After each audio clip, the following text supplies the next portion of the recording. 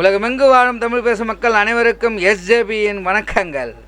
இன்றைக்கி பார்க்க போகிற சமையல் காராபூந்தி குருமா. இது ஒரு ஃபேண்டாஸ்டிக்கான டிஷ்ஷு. இது செய்கிறது கூட ரொம்ப ஈஸி, டைமிங் கூட ரொம்ப கம்மியான வீடியோ தான். பார்த்து ஈஸியாக செய்யுங்க, சாப்பிட்டு பாருங்கள். குருமானா குருமா இது போல் வருமா? வாங்க செய்யலாம். ஃபஸ்ட்டு ஒரு அரை மூடி தேங்காய் எடுத்துக்கலாம். இந்த தேங்காவை தண்ணி ஊற்றி நல்லா நைஸாக அரைக்க வேண்டியதுதாங்க. அரைச்சிட்டு இதை வடிகட்ட வேண்டியதுதாங்க. வடிகட்டினா இதுதான் தேங்காய் பால், கோகனட் மில்க்கு.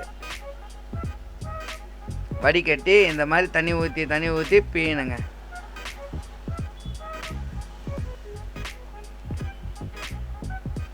ஃபுல்லு தண்ணியை வெளியே எடுத்துகிட்டு திப்பியை வெளியே போட்டோம்னா இதுதான் தேங்காய் பால். இதில் இப்போ என்ன பண்ணலாம், அடுத்து ஆயில் 3 டீஸ்பூன் எடுத்துக்கலாம். இன்னொரு டீஸ்பூன் சேர்த்து போடுங்க, டேஸ்ட்டு தான். அதுக்கப்புறம் டிஸ்பிளேயில் காமிக்கிற மாதிரி பட்டை, லவங்கம், ஏலக்காவை சேர்த்துக்க வேண்டியது தான். இது வதங்கின பிறகு வெங்காயம் 2 எடுத்து மீடியம் சைஸில் ஸ்மால் கட்டு அதை தூக்கி உள்ளே சேர்க்குறோம். இதையும் நல்லா வதக்குறோம்.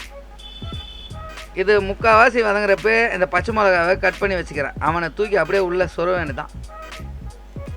இவனையும் நல்லா வதக்குங்க, ஏன்னா குருமாவில் மொத்தம் குழஞ்சி போகணும். கருவேப்பிலையே சேர்த்துக்கலாம், கொஞ்சம் தூக்கி போட்டு.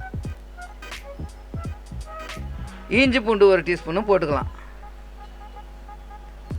ரொம்ப சிம்பிள், படா. உப்பு கொஞ்சம் தூக்கி உள்ளே போடலாம். உப்பு போட்ட கையோட மஞ்சள் தூளியும் கொஞ்சம் உள்ளே போட்டுக்கலாம், ஒரு 1/4 டீஸ்பூன். அதுவும் கூடவே மிளகாத்தூளையும் ஒரு 1/2 டீஸ்பூன் தூக்கி போடலாம். அவ்வளோதாங்க, வேறு ஒன்றும் கிடையாது. போட்டு கலக்க வேண்டியது தான். கலக்கிட்டு கொஞ்சம் தண்ணியை ஆட் பண்ணி வச்சுட்டு மூடி வைப்போம். ஒரு 5 நிமிஷம் கொதிக்கட்டும்.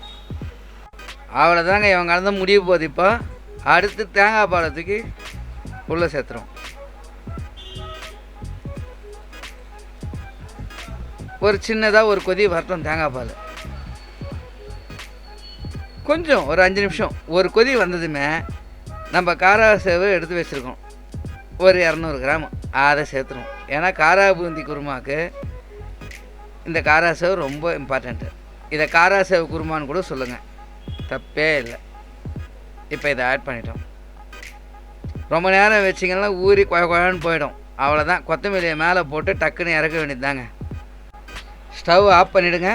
கொத்தமல்லியை மேலே தூவிட்டு இறக்கிடலாம். டைமே மிஸ் பண்ணக்கூடாது. நம்ம டக்குன்னு சாப்பிடணும், இல்லைன்னா மீதி பேர் சாப்பிட்ருவாங்க. நம்ம வேலை என்னவோ சாப்பிட்ற வேலை தான். இறக்குறதுமே டேஸ்ட் பார்க்குற ரிசல்ட் சொல்லிடணும். சுட இருக்குதுங்க. கொஞ்சம் வேகமாக பிசைஞ்சிக்கலாம், ஆவி பறக்குது.